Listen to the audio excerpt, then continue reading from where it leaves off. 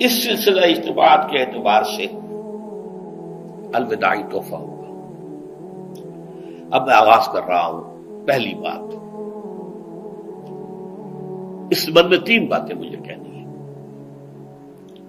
سب سے پہلی بات یہ کہ زندگی کی سب سے بڑی حقیقت موت ہے۔ ہم بھلائے رکھتے ہیں، اپنے ذہن سے اسے دور رکھتے ہیں، لیکن واقعہ یہ ہے کہ زندگی کی سب سے بڑی حقیقت موت ہے۔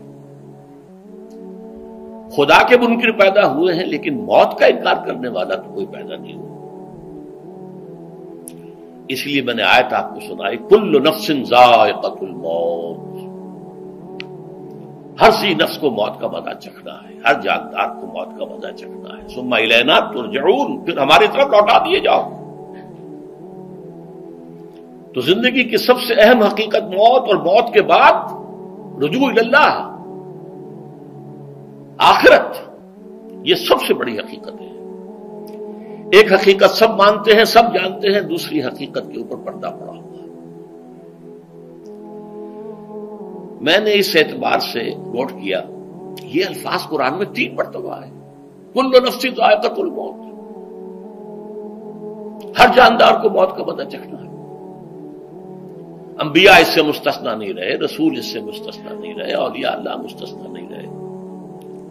وقتی طور پر استثناء حضرت عیسیٰ کا ہے کہ ابھی وہ زندہ ہیں، لیکن عیسیٰ یاتی علیہ الموت، حضور نے فرمایا عیسیٰ پر بھی موت آئے گی، جب دوبارہ آئیں گے زمین پر اتریں گے، پھر اس کے بعد ان پر موت وارد ہوگی، ان کی نماز جنازہ پڑھی جائے گی، انہیں دفن کیا جائے گا حضور کے پہلو میں، شادی بھی کریں گے، اولاد بھی ہوگی۔ باقی تو یہ ہے کہ کل نفس ذائقۃ الموت، سب کو موت کا مزہ چکھنا ہے۔ عیسیٰ بھی بالآخر اس سے مستثنا نہیں رہیں گے، بلکہ قرآن میں ایک جگہ کہا گیا ہے افإن مت فهم الخالدون، کیا ہے نبی اگر آپ کا انتقال ہو گیا تو یہ کیا ہمیشہ رہیں گے؟ کون ہے دنیا میں جو ہمیشہ رہے؟ انتقال تو ہونا، آپ کا بھی ہونا ہے۔ انک میت وانہم لمیتون، یہ تو مختصر ترین الفاظ تھے۔ اس سے آگے بڑھیے، سورہ انبیاء میں فرمایا کل نفس ذائقۃ الموت وَنَبْلُوكُمْ بِالشَّرِّ وَالْخَيْرِ فِتْنَةً وَإِلَيْنَا تُرْجَعُونَ، ہر جاندار کو موت کا مزہ چکھنا ہے، اور اس سے پہلے پہلے ہم تمہیں آزماتے رہیں گے، خیر کے ذریعے بھی، بھلائی دے کر، صحت دے کر، دولت دے کر، اولاد دے کر، شہرت دے کر، اور برائی کے ذریعے سے بھی، تنگ دستی دے کر، بے عزتی دے کر، اہانت دے کر، ذلت دے کر، وَإِلَيْنَا تُرْجَعُونَ، اور پھر ہماری طرف لوٹائے جاؤ گے۔ یہ وہ دوسری حقیقت جو میں نے کہا کہ جس پر پردہ پڑا ہوا ہے، بہت بڑا پردہ ہے۔ لوگ یہی سمجھتے ہیں کہ یہی دنیا کی زندگی ہے۔ قرآن کہتا ہے إِنَّ الدَّارَ الْآخِرَةَ لَهِيَ الْحَيَوَانُ لَوْ كَانُوا يَعْلَمُونَ، یہ تو آخرت والی زندگی ہے جو اصل زندگی ہے، کاش کہ انہیں معلوم ہوتا۔ اس سے بھی زیادہ تفصیل سے یہ آل عمران میں آئی ہے، كُلُّ نَفْسٍ ذَائِقَةُ الْمَوْتِ وَإِنَّمَا تُوَفَّوْنَ أُجُورَكُمْ يَوْمَ الْقِيَامَةِ، ہر جاندار کو موت کا مزہ چکھنا ہے، اور پھر تمہیں پورا پورا تمہارا اجر اور بدلہ دے دیا جائے گا قیامت کے دن۔ فَمَنْ زُحْزِحَ عَنِ النَّارِ وَأُدْخِلَ الْجَنَّةَ فَقَدْ فَازَ، جو کوئی آگ سے بچا لیا گیا اور جنت میں داخل کر دیا گیا وہ تو کامیاب ہو گیا۔ اللہم ربنا اجعلنا منہم، اللہم ربنا اجعلنا منہم، اللہم ربنا اجعلنا منہم۔ وما الحیات الدنیا الا متاع الغرور، اور دنیا کی زندگی تو سوائے دھوکے کے سامان کے اور کچھ نہیں ہے۔ دھوکہ کس معنی میں؟ یہ تمہیں اصل زندگی سے غافل کر دیتی ہے۔ تم کہیں سفر پر جا رہے تھے، تمہارا کہیں گھر تھا، تمہیں واپس آنا تھا، تم راستے ہی میں کسی دلچسپی میں ایسے مگن ہوئے کہ گھر بار سب بھول گئے۔ یہ تو تمہارا عارضی سا سفر تھا، تم نے اسی کو اپنی منزل بنا لیا، اپنا ٹھکانہ بنا لیا، تو دھوکہ دیا اس نے تمہیں۔ ویسے دنیا کی زندگی دھوکہ نہیں ہے، بڑی حقیقت ہے، اس لیے کہ حضور نے فرمایا انما الدنیا مزرعۃ الآخرہ، یہ دنیا آخرت کی کھیتی ہے، یہاں بو گے تو وہاں کاٹو گے، یہاں کچھ کمائی کرو گے تو وہاں اس کا بدلہ ملے گا۔ اس اعتبار سے دنیا بہت بڑی حقیقت ہے، ایک ایک لمحہ بہت بڑی قیمتی شے ہے، لیکن اگر یہ دنیا تمہیں آخرت سے غافل کر دے تو اس سے بڑا دھوکے باز ہو کوئی نہیں۔ یہ اصل دجال ہے۔ میں نے تقریباً 60 برس کی عمر کو جب میں پہنچا تھا تو موت کا انتظار شروع کر دیا تھا۔ میرے قریبی احباب کو معلوم ہے، میں کہتا رہا، یہ بھی کہتا رہا کہ بھائی میں اپنے حصے کا کام کر چکا ہوں، جتنی صلاحیت اللہ نے دی تھی، جتنی بھی میرے اندر استعداد تھی، میں اس کو بھرپور طریقے پر استعمال کر چکا ہوں۔ دم واپسی برسر راہ ہے عزیز و اب اللہ ہی اللہ ہے، یہ میرا معاملہ رہا ہے 60 برس کی عمر سے۔ اس کے بعد اللہ نے مزید 14 برس دیے ہیں۔ یہ نافلۃ لک کے درجے میں کہتا ہوں، اس کا اللہ کا عطیہ خصوصی ہے، نفل ہے، ہمیشہ کہتا رہا ہوں۔ مسنون زندگی تو 61 برس ہے ہمارے حساب سے۔ علامہ اقبال کے بارے میں سنا ہے کہ رویا کرتے تھے کہیں میری عمر حضور کی عمر سے زیادہ نہ ہو جائے۔ وہ 6 مہینے کم ہی رہی ہے حضور کی عمر سے۔ جو حضور کی عمر تھی وہی حضرت ابو بکر کی، وہی حضرت عمر کی، وہی حضرت علی کی۔ ہاں، حضرت عثمان 82 برس کے ہوئے ماشاءاللہ۔ پھر یہاں کے مجددین میں سے وہی عمر حضرت شیخ احمد سرہندی کی، وہی شاہ ولی اللہ دہلوی کی۔ ہاں، شیخ عبدالحق محدث دہلوی رحمۃ اللہ علیہ 82 برس کی عمر۔ لیکن یہ میں کہا کرتا تھا مسنون عمر تو 61 برس ہے، جسے ہم 63 کہتے ہیں، وہ اصل میں ہمارے حساب سے 61 بنتا ہے۔ وہ 63 قمری ہے، جو 9 دن کم ہے، قمری سال جو ہے وہ شمسی سال سے۔ بہرحال میں اس وقت سے منتظر تھا، لیکن جو بھی وقت اللہ نے دیا ہے، اللہ کا شکر ہے، وہ مفید کاموں میں لگا ہے۔ ان میں خاص طور پر میں سمجھتا ہوں کہ اللہ کا مجھ پر سب سے بڑا احسان، اور مجھے پر نہیں، بہت بڑے پیمانے پر لوگوں پر جو احسان ہوا ہے، وہ میرا 1998 کا دورہ ترجمہ قرآن جو کراچی میں ہوا تھا۔ 1998 کے مارچ میں میرا بڑا آپریشن ہوا، دونوں گھٹنے تبدیل کیے گئے، لیکن 98 کے آخر میں، حالانکہ میں چل نہیں سکتا تھا، کراچی میں مسجد جو ہے اونچی ہے، دوسری منزل پر ہے، تو خاص ریمپ بنایا گیا جس کے ذریعے میں ویل چیئر پر مجھے لے جایا جاتا تھا۔ میں نے درس دیا۔ اس درس کی گزشتہ چند سالوں سے پوری دنیا میں جو گونج ہوئی ہے اللہ کے فضل و کرم سے، اللہ کا کوئی حکمت خداوندی اس کے ساتھ وابستہ ہے۔ اس میں میرے کسی کام کو دخل نہیں ہے، میری کسی کوشش کو دخل نہیں ہے۔ میں نے تو جو درس میں دیتا آ رہا تھا سن 85 سے، دورہ ترجمہ قرآن، البتہ یہ بات ضرور ہے کہ میں نے محسوس کیا تھا کہ سن 98 کے اس درس میں دورہ ترجمہ قرآن کے مجھے خصوصی انشراح حاصل تھا۔ میری ساری گفتگو کا حاصل کیا ہے؟ دیکھیے، نظریاتی تحریکوں کا تعلق اشخاص سے نہیں ہوتا، ٹھیک ہے، کوئی اس کا داعی ہوتا ہے، کوئی اس کا مؤسس ہو جاتا ہے، کوئی اس کا آغاز کرنے والا ہوتا ہے، لیکن نظریاتی تحریک افراد سے وابستہ نہیں ہوتی۔ افراد آتے چلے جاتے ہیں اپنا اپنا حصے کا کام کر کے، جس کو جتنا مقدر ہے، جتنی اللہ تعالیٰ کی طرف سے توفیق ہے، وہ اپنا کام کرے گا، چلا جائے گا۔ یہ چمن یوں ہی رہے گا اور ہزاروں جانور اپنی اپنی بولیاں سے بول کر اڑ جائیں گے۔ مبارک ہیں وہ لوگ جنہیں قرآن کی بولی بولنا نصیب ہو جائے۔ وَإِنْ يَحْسَبُ أَنِّي مِنْهُمْ، مجھے گمان ہے، اللہ کا فضل ہے کہ میں ان میں سے ہوں، میں نے قرآن کی بولی بولی ہے، اور قرآن مجید کو جیسا کہ وہ ہے، ایز اٹ از،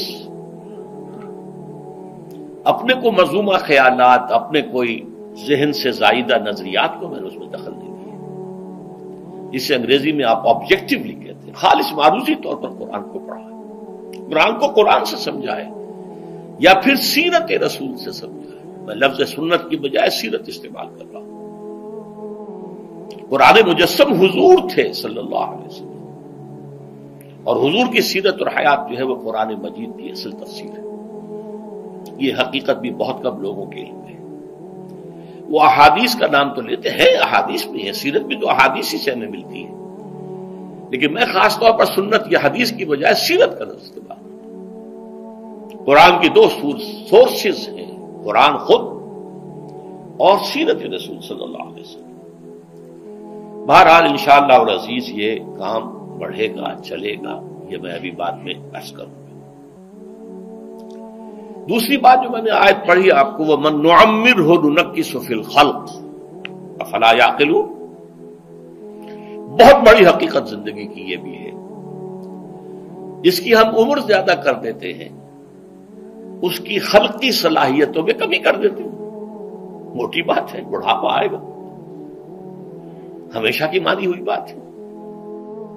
اگرچہ جوانی میں آدمی بڑھاپے کا تصور نہیں کرتا، لیکن بڑھاپا آنا ہے، یہ بھی ایک حقیقت ہے موت کی طرح۔ غالب نے کہا تھا مزمحل ہو گئے قوائے غالب، اب عناصر میں اعتدال کہاں۔ ایک صاحب نے مجھے شعر سنایا تھا، ابراہیم صاحب تھے ٹونک کے رہنے والے، ذوف پیری بڑھ گیا جوش جوانی گھٹ گیا، اب عصا بنوائیے نخلے تمنا کاٹ کر۔ یہ تمنائیں جو ہیں طول العمل، انہیں کاٹو، اب گئی جوانی، امنگوں والا دور گیا، اور یہ جو تمناؤں کا پودا ہے اس میں سے لکڑی لے کر عصائے پیری بنوا لیجیے، اب بڑھاپے کے لیے ایک عصا درکار ہے۔ بڑا پیارا شعر ہے، ذوف پیری بڑھ گیا جوش جوانی گھٹ گیا، اب عصا بنوائیے نخلے تمنا کاٹ کر۔ ابھی 2-3 دن ہوئے ہیں یہاں پر جو خانہ فرہنگ ایران ہے اس کے ڈائریکٹر آئے تھے، انہوں نے فارسی کا ایک شعر سنایا، بڑا پیارا شعر ہے، در جوانی گفتم کہ شعر شعرست اگرچہ پیر بود۔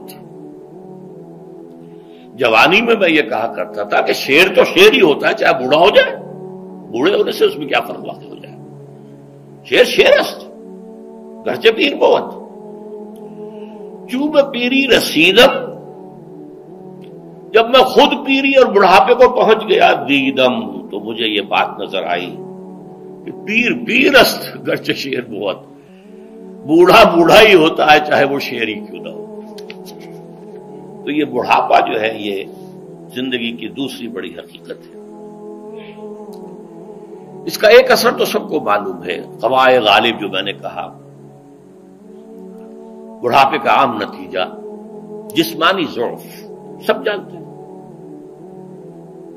لیکن مجھ پر اور کچھ اور لوگوں پر بھی خاص طور پر اس کا جو ایک اثر ہوتا ہے، یہ مجھ پر ہوا ہے، وہ ہے یادداشت کی کمزوری، اور یہ میں کئی سال سے محسوس کر رہا ہوں۔ میری پرانی یادداشت بڑی مضبوط ہے، قوی ہے، اس میں کہیں کوئی کمی نہیں ہے، لیکن ریسنٹ پاس کی چیزیں جو ہے، پچھلے 5-6 سال کے واقعات مجھے یاد نہیں رہتے، اشخاص سے ملا ہوں اور دیکھ کے پہچان لیتا ہوں، کئی بار ملاقات ہوئی ہے، نام یاد نہیں آتا، تاریخیں اور اشخاص کے نام کے اعتبار سے تو خاص طور پر کئی سال سے میری جو میموری ہے وہ امپیئرڈ ہے، اور میں محسوس کرتا رہا ہوں کچھ عرصے سے کہ عین تقریر کے دوران محسوس ہوتا بلیک آؤٹ ہو گیا،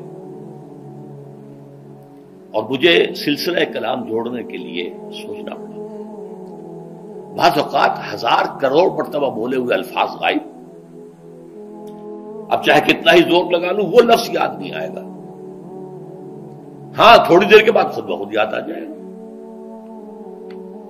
میرے اس آپریشن سے اب کچھ عرصے پہلے تک جو میری تقریریں یہاں ہوئی ان میں بہت سے لوگوں نے نوٹ کیا، میری تقاریر میں اب وہ روانی نہیں رہی تھی، وہ جو کراس ریفرنسز آیا کرتے تھے،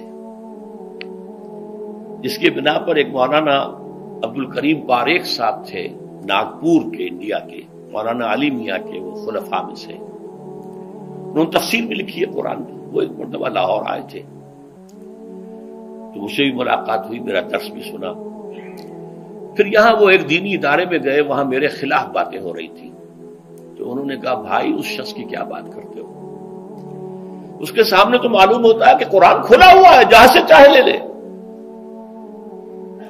پھول کھلے ہیں گلشن گلشن، لیکن اپنا اپنا دامن، تم کیا بات کر رہے ہو اس کے بارے میں؟ تو عبدالکریم پاریخ صاحب کی وہ جو تاثر تھا وہ صحیح تھا، کراس ریفرنسز کا آنا، القرآن یفسر بعضہ بعضا، اس میں بہت کمی آ گئی۔ بہرحال اس کے علاوہ تیسری چیز ہوتی ہے بڑھاپے میں ریزسٹنس کی کمی کی وجہ سے عوارض. بلڈ پریشر کا میں مریض ہوں اور کوئی 25 برس سے ہوں، شوگر کا میں مریض ہوں اور کوئی 5 برس سے ہوں. ایک خاص برس جو مجھ پر آیا ہے آج سے 4 سال پہلے، اس کی ایک تاریخ ہے. یہ جو امراض دماغی کے ماہرین ہیں یہ کہتے ہیں کہ ایک مرض ہے بائی پولر ڈپریشن. انسان میں کبھی تو انشراح ہوتا ہے، ایکٹیویٹی ہوتی ہے، سوچتا ہے اور ایکٹیو کرنے کے لیے، گفتگو کے لیے، بھاگ دوڑ کے لیے طبیعت میں آبادی ہوتی ہے. کبھی وہ بجھ سا جاتا ہے، کبھی وہ حرکت کرنے کو جی نہیں چاہتا، پڑا رہے کسی کونے میں، سو جائے. تو یہ بائی پولر معاملہ کہلاتا ہے، یہ ویو چلتی ہے. اچھا، یہ ہے ہر انسان میں، جسے ہم عام طور پر کہتے ہیں موڈ آف ہے بھائی میرا، مجھ سے باتیں کرو. تو یہ موڈ کا آف ہو جانا، آن ہو جانا، یہ عام آدمی میں بھی ہوتا ہے. لیکن جو اللہ کے کسی فضل و کرم سے زیادہ ذہین ہو، زیادہ حساس ہو، ان میں پھر یہ جو ویو ہے یہ زیادہ اونچائی زیادہ نیچائی، زیادہ اونچائی زیادہ نیچائی، اور اس کو پھر ہم کہتے ہیں مرض، بائی پولر. یہ ہمارا خاندانی مرض ہے. والد صاحب کا تھا، بڑے بھائی اظہار احمد صاحب کو ہوا، میری بڑی ہمشیرہ کو ہوا. عام طور پر اس کی عمر ہوتی ہے اور ہوتی تھی، 3 تجربے مجھے ہیں. والد صاحب کو 13 برس میں نے اٹینڈ کیا ہے اس بیماری میں، سن 52 سے 65 تک جب کہ ان کا انتقال ہوا. یہ عام طور پر شروع ہوتا ہے 50 برس کے لگ بھگ. میری عمر جب 50 برس کے لگ بھگ ہوئی تو مجھے کئی مرتبہ محسوس ہوا کہ میری تقریر کے دوران سوئچ آف ہوتا. ایک مرتبہ سن 70 میں میری یادداشت کئی گھنٹوں کے لیے بالکل ضائع ہو گئی. اس کا میں نے تذکرہ کیا ہوا، میری کتاب ہے حساب کم و بیش. جو کیفیت مجھ پر گزری تھی، جس کرب کے عالم میں وہ چند گھنٹے مجھ پر گزرے تھے، میں انہیں الفاظ میں بیان نہیں کر سکتا. آدمی خراب ہے، نہ ابتدا کی خبر ہے، نہ انتہا معلوم، کچھ بھی نہیں. میں جب 50 برس کا ہوا اور یہ ایک مرتبہ مجھے جھٹکے لگے مسجد سمن آباد کے اندر، تو میں نے ڈاکٹر رشید چودھری صاحب سے، وہ میرے والد صاحب کے بھی معالج رہے تھے، میں نے ان سے کہا کہ یہ ڈینجر زون میں داخل ہو گیا ہوں. ان کا نہیں، آپ کو یہ نہیں ہوگا، اس لیے کہ آپ اللہ کے کتاب کی خدمت کر رہے ہیں. تو ان کی یہ بات تو پارشلی ٹروتھ نکلی کہ 70 برس کی عمر میں مجھ پر یہ 20 برس اللہ تعالیٰ نے مجھے اس میں ایک بونس دے دیا.